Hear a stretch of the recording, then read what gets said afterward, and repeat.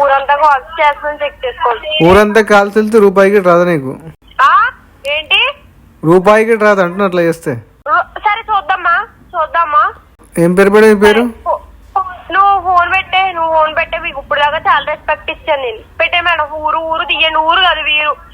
వీధి పేరు ఏంటి? ఆ స్ట్రీట్ వాడేవాడు కాదు ఆయన, నాకు శాలరీ బేస్ చేసుకొని ఇచ్చిండు కదా. ఇప్పుడు లేదు, నేను సిచ్యువేషన్ బాగాలేదు, కట్టుకుంటా, నేను కట్టను అంటున్నా. తింటున్నా, నువ్వు తినట్లే? మరి నేను కూడా తింటా. ఉన్నప్పుడు తింటా కదా. నేను కాంటాక్ట్ లో లేదు. మీకు రెస్పాండ్ అవ్వకపోతే సరే, మీరు చెప్పినట్టు హోమ్ విజిట్ కి ఎక్కడైనా చేయండి, దట్ ఈస్ సెకండరీ. అంతేగాని నేను ఇంటికి వెళ్తా, ఇంటి పక్కన వాళ్ళకి వెళ్తాను మీరు అంత కాన్ఫిడెంట్ గా చెప్తున్నారంటే ఆర్బీఐ గైడ్ లో ఉందా ఏంది అట్లా? Hi friends, welcome to your guide Ravi ఛానల్కి. పేమెంట్ కట్టకపోతే మీ వీధి మొత్తం కాల్ చేస్తామని రికవరీ మేడం బ్లాక్మెయిల్ చేస్తుంది. వీడియో చివరి వరకు వినండి, చాలా ఇన్ఫర్మేటివ్ ఉంటుంది. వీడియోని వస్తే డెఫినెట్గా లైక్ చేయడం మర్చిపోకండి. కొత్త వాళ్ళ వీడియో చూస్తుంటే ఛానల్ సబ్స్క్రైబ్ చేసుకుని వీడియోని లైక్ చేయండి. డిఫాల్టర్ అంటే మరి డిఫాల్టర్ అమ్మన్న బూతులు తిట్టవచ్చా? ఎవరు ఇచ్చారు? నరేందర్ అంటే పోయిన వేకెన్సీలో నాకు తెలియదు. నరేష్ అన్నట్టు నాకు తెలియదు. డిఫాల్టర్ తిట్టగా అని చెప్పేసి డిఫాల్టర్ గారు తిట్టగా ఏమని మీరు ఎందుకు మెన్షన్ చేస్తున్నారు? మరి ఇప్పుడు 8 నుంచి కట్టకుంటే మళ్ళీ నెక్స్ట్ మంత్ కడతా, అవతల మంత్ కడతా అంటే ఎవరికైనా మండదా బ్యాంక్ వాళ్ళకి?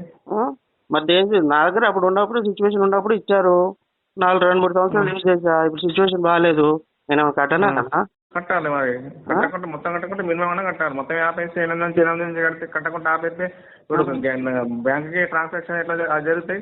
మొత్తం ఆపేసి నేను లక్షలు ఏమన్నా సార్ బ్యాంక్ కి నాకు ఇవ్వండి అని నేను ఏమన్నా అడిగానా? ఏమని లేదు, అది ఇచ్చారు వాళ్ళు. తప్ప నేను యూజ్ చేసుకున్నా తర్వాత సిచ్యువేషన్ బాగాలేదు. వాళ్ళు తప్పే, ఇవ్వడం తప్పే. నువ్వు వాడినావు, నీకు అవసరం లేదు, పక్కన ఇచ్చాడు, నేను యూజ్ చేసుకున్నా. కట్టాలి కదా. నేను వాడినప్పుడు కట్టలే మరి. ఎప్పుడు కట్టి దీన్ని ఏమంటారు? పెండింగ్ పైసలు నేను వాడినప్పుడు కట్టాను కదా. నా దేని బేస్ చేసుకొని ఇచ్చిండాడు? వాడుకోవాలి మిమ్మల్ని చెప్పిర్రు. వాడేవాడు కాదు ఆయన, నాకు శాలరీ బేస్ చేసుకొని ఇచ్చిండు కదా. ఇప్పుడు లేదు, నేను సిచ్యువేషన్ బాగాలేదు, కట్టుకుంటా, నేను కట్టను అంటున్నా. తింటున్నా, నువ్వు తినట్లే? మరి నేను కూడా తింటా. ఉన్నప్పుడు తింటా కదా. ఉన్నప్పుడు కడతాను. అకౌంట్ కార్డు తీసుకోలేదు, నెల కడతా, లేకుంటే మినిమం కడతా అని చెప్పేసి ఉంటది. అవును, నేను ఇప్పుడు ఒకటేసారి తీసుకుంటా. ఇప్పుడు ఇదే కదా, నాకు మల్టిపుల్ లోన్స్ ఒకటేసారి ఇష్యూ అయింది. ఇప్పుడు ఏదైనా కట్టాను అయిపోయింది. ఇప్పుడు గోకి మంచిగా మాట్లాడు, ప్రొఫెషనల్ గా. గోకుడు డిఫాల్ట్ ఏంది చిల్లర భాష, నువ్వును మంచిగా అని మాట్లాడుతున్నావు. అన్ని గీకేసి ఏం సార్ గీకేసిన అంటే నీ డబ్బులు ఏమైనా గీకినా ఏంది? నేను బ్యాంకు ఉన్నాయి, బ్యాంకు ఉన్నాయి, ఏమన్నా మా పబ్లిక్ ఉన్నాయి కదా. నీ బ్యాంక్ కదా, బ్యాంక్ వాళ్ళది గీకినా, నువ్వు ఏజెన్సీ కదా, నీది తీసుకున్నా ఏంది? నేను బ్యాంక్ ఉన్నాయి, డిపాజిట్లు, ఫిక్స్డ్ డిపాజిట్లు ఉన్నాయి ఎస్బీఐ లో. మరి మాకు ఫిక్స్డ్ డిపాజిట్ నేను ఏమని చెప్పినా ఏంది మీకు? మీరు ఇచ్చారు మా డబ్బులే కదా అవి. నేనేమి నీవు ఏమని చెప్పినా ఏంది? ఫిక్స్డ్ డిపాజిట్ ఏమని చెప్పండి, అవసరం లేదు, నీకు ఇష్టం లేదు, ఇచ్చింది వాడు, పక్కన పడాల్సింది. ఎందుకు వాడినావు? ఇచ్చాడు, నేను ఇప్పుడు యూజ్ చేసుకున్నా, ఉన్నప్పుడు కట్టుకున్నా, 2-3 years కట్టుకున్నా కదా. మరి ఇవన్నీ వాడతాడు, కడతారు. నేనేం కట్టాను అంటున్నా. నువ్వు డిఫాల్టర్ గీకినవు అది ఇదే. కట్టకుండా ఇప్పుడు మా దగ్గరకు వచ్చినట్టు ఎవరైనా డిఫాల్టరే. కేసీఆర్ అయినా, కేటీఆర్ అయినా, రేవంత్ రెడ్డి అయినా మా దగ్గరకు వచ్చినట్టు వాడు డిఫాల్టర్ కిందకి వస్తారు. డిఫాల్టే సార్. నేను డిఫాల్ట్ గా అంటే డిఫాల్ట్ అంటే వాడికి అమ్మనాభూతులు ఏమైనా తిట్టాలని ఏమైనా రూల్ ఉందా అంటున్నా. ఆడెవడో నిన్ను తిట్టింది ఎవడో ఇట్లా డిస్కషన్ చేసినట్టు వాడికి మండి వాడు ఏ మూడులో తిట్టేసినట్టు తిడతారు. మరి ఎవరికైనా మనసు తిడతారు ఖచ్చితంగా. ఎందుకు మనసారి మీ పని మీరు అప్డేట్ తీసుకోవటమే. మీరేం మీకు తిట్టడానికి ఏడు నుంచి ఉంది సార్ రైట్? ఇప్పుడు అంటున్నారు వాడు తిట్టుండని ఎంత క్యాజువల్ గా చెప్తున్నావు, అంత కాన్ఫిడెంట్ గా క్యాజువల్ గా చెప్తున్నావు. అంటే తిట్టమని మీకు చెప్పిండ్రా ఏంది? 8-9 నెలల నుంచి ఇప్పుడు ఇప్పుడు రేపు ఎట్లయితుంది అంటే ఇక్కడ వాడికి ఇట్లనే 8 నెలలు కట్టకుంటే ఇంటి పక్కలకు వాళ్ళకి ఆడలకు ఫోన్ చేసి వాడు నీకే ఇచ్చినట్టు కదా, నువ్వు ఎవరు అని చెప్పి వాళ్ళకి ఫోన్ చేస్తే వాళ్ళ అందరూ కలిసి వాళ్ళ మీద వాడికి పాపం ఆర్బీఐ గడ్డి తెలియక వాడు అట్లా చేసినాడు. ఆర్బీఐ గడ్డి వాళ్ళ పక్కన వాళ్ళకి ఫోన్ చేయమని చెప్పినారు, హరాస్మెంట్ చేయమని చెప్పినారు. అంటే డిఫాల్టర్ పక్కన వాళ్ళకి కాల్ చేసి రిలేషన్ వాళ్ళకి కాల్ చేయమని ఆర్బీఐ చెప్పింది. రేపు అయ్యేది అదే చెప్తున్నా కదా. ఇప్పుడు మీరు క్లారిటీగా చెప్తున్నారు, ఆర్బీఐ గడ్డి బ్రేక్ చేసేసి ఎస్బీఐ నుంచి మేము పక్కన వాళ్ళకి కాల్ చేస్తామని మీరు కాన్ఫిడెంట్ గా చెప్తున్నారు, అంతేగా?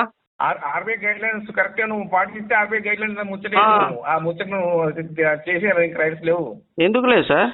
ఆల్రెడీ ఆర్బీఐ గైడ్ లైన్స్ ఏం చెప్పింది ఒకసారి చూడు. నెల మొత్తం కట్టుకుంటా లేకుంటే మినిమం కడతా అని చెప్పేసి ఉంటది. నెల నుంచి కట్టక డిఫాల్ట్ కింద ఎండ పోయి కూర్చున్నావు. ఇచ్చిన అడ్రస్ లేవు, కొత్త అడ్రస్ మెన్షన్ చేయలేదు, పర్మనెంట్ అడ్రస్ దాకా వచ్చింది ఇది. ఇంకా నువ్వు ఆర్బీఐ గైడ్ లైన్స్ చెప్తున్నావు. అంటే ఇప్పుడు నేను కాంటాక్ట్ లో లేదు, మీకు రెస్పాండ్ అవ్వకపోతే సరే మీరు చెప్పినట్టు హోమ్ విజిట్ కి ఎక్కడైనా చేయండి, దట్ ఈస్ సెకండరీ. అంతేగాని నేను ఇంటికి వెళ్తా, ఇంటి పక్కన వాళ్ళకి వెళ్తాను మీరు అంత కాన్ఫిడెంట్ గా చెప్తున్నారంటే ఆర్బీఐ గైడ్ లో ఉందా ఏంది అట్లా? ఉంటాయి, అన్ని ఉంటాయి. మీకుంటాయి. దాన్ని బట్టి ఇప్పుడు మా దాని మీద ఎందుకుంటుంది సార్? ఆర్బీఐ గైడ్ మాదేముంది, నేను కాంటాక్ట్ లో లేకపోతే నువ్వు చెప్పినట్టు ఉంటుంది.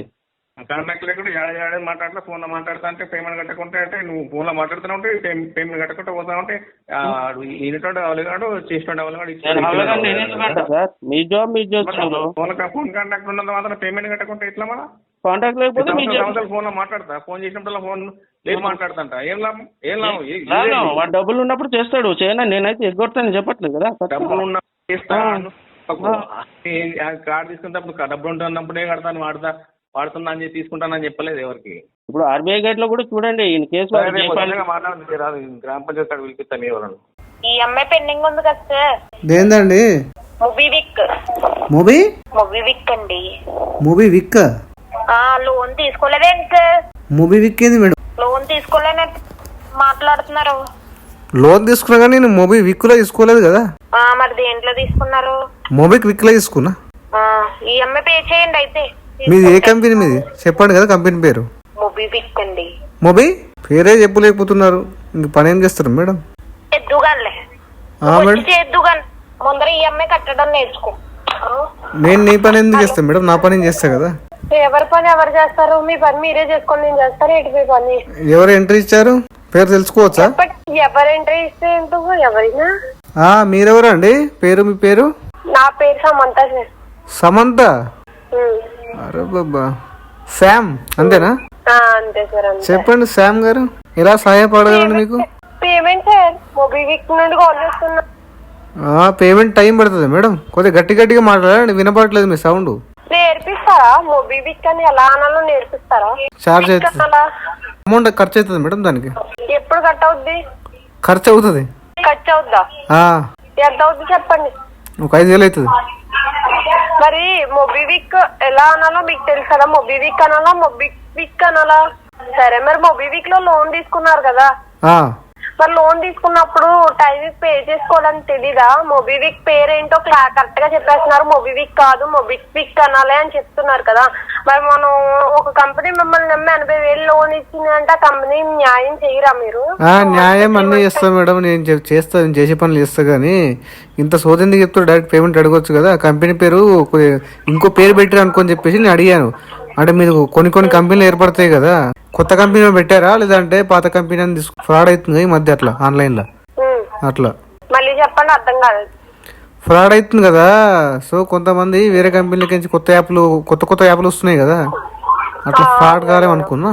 మేము ఫ్రాడ్ అనుకున్నారు మీరు? ఓకే, మేము ఫ్రాడ్ అయితే మరి మూవీవిక్ కంపెనీ డైరెక్ట్ గా యాప్ ఉంది కదా మీ దగ్గర, ఆ యాప్ లోనే కట్టుకోవచ్చు కదా. కట్టుకోవచ్చు మేడం, బట్ టైం పడుతుంది, నాకు అమౌంట్ లేదు అట్లా. అమౌంట్ లేకపోతే కుదరదండి. లోన్ తీసుకుని 3 months పే చేయకుండా ఇప్పుడు దాకా ఏం చేశారు? 80,000 ఏం చేయలేదు మేడం, నేను ఏం చేయలేదు, సైలెంట్ గా ఉన్నా. కొద్దిగా టైం పడుతుంది నాకు. టైం అయితే ఇవ్వరు సార్, టైం అయితే ఇవ్వరు. సరే మరి ఎందుకు పని చేస్తారు మరి? ఇలాంటి చెప్తున్నారు. సోదా ఇది? సోదిలా కొడుతుందా మీకు ఇది? అవునండి. మీరు అనుకుంటే అయిపోతుందా మేడం సోది అది? మరి అయిపోద్ది. మీరు ఏదనుకుంటే అది అయిపోతుందా? పేమెంట్ కట్టడానికి అనుకోండి, అయిపోతుంది కదా. పేమెంట్ మొత్తం పొరుగు వచ్చేసాడు, ఈయన ఉన్నాడు, ఎందుకో సోది చెప్తడం తప్ప ఏం లేదు. ఈయనతో మాట్లాడితే మనం టైం వేస్ట్. ఊరంతా కాల్స్ చేస్తామని చెక్ చేసుకోండి. ఊరంతా కాల్స్ వెళ్తే రూపాయికి రాదు నీకు. ఏంటి రూపాయికి రాదు అంటున్నా అట్లా చేస్తే? సరే చూద్దామా. ఏం పేరు మేడం? పేరు నువ్వు ఫోన్ పెట్టే మీకు ఇప్పుడు దాకా చాలా రెస్పెక్ట్ ఇచ్చాను నేను. పెట్టే మేడం, ఊరు తీయండి. ఊరు కాదు వీరు. వీధి పేరు ఏంటి? ఆ స్ట్రీట్ ఏంటి? ట్రేసింగ్ టూల్స్ ఉన్నాయి మీ దగ్గర? లేవండి, మీరు చెప్తారా? చెప్పనా మరి? చెప్పండి. విలేజ్ పేరు కొడితే దాంట్లో వార్డు మెంబర్ వస్తుంది. విలేజ్ పేరు సెర్చ్ చేస్తే ఆన్లైన్లో సర్పంచ్ గారి నంబర్ వస్తుంది. ఆ వార్డు మెంబర్ నంబర్లు ఉంటాయి. ఆ సర్పంచ్ గారు నాకు 3000 ఇవ్వాలి, ఫోన్ చేసి చెప్పు.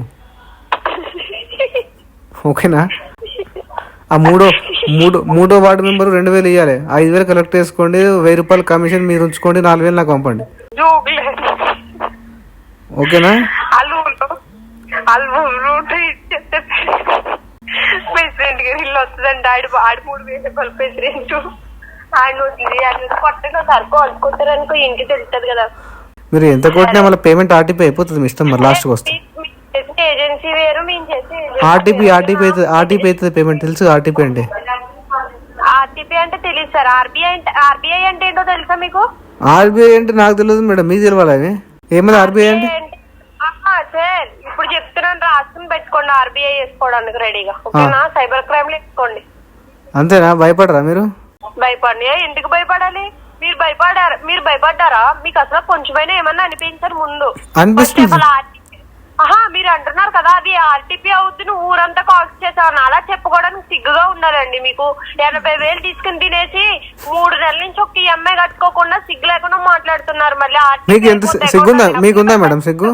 అది ఆర్టీపీ అయ్యింది అనుకోండి, ఎన్పిఏకి వెళ్ళింది అనుకోండి, ఇంకా వార్నింగ్ ఉంటది, మీకు కాల్ కూడా రాదు. ఎన్పిఏకి వెళ్తే అప్పుడు తెలుస్తుంది మీకు.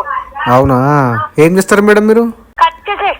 ఈ విధంగా కొంతమంది రికవరీ ఏజెంట్లు కస్టమర్ లోన్ కానీ క్రెడిట్ కార్డు కానీ అన్ఫార్చునేట్గా డిఫాల్ట్ అయితే డ్యూ ప్రాసెస్ ఫాలో అయ్యి రికవర్ చేయకుండా ఇల్లీగల్గా ఈ విధంగా కస్టమర్ని బ్లాక్మెయిల్ చేసి విలేజ్ వాళ్ళకి కాల్ చేస్తాం, మీ పక్కింటి వాళ్ళకి కాల్ చేస్తాం, ఆర్బీఐ గైడ్లైన్స్ మాకు ఇదే చెప్పింది అన్నట్టు రికవర్ చేస్తున్నారు.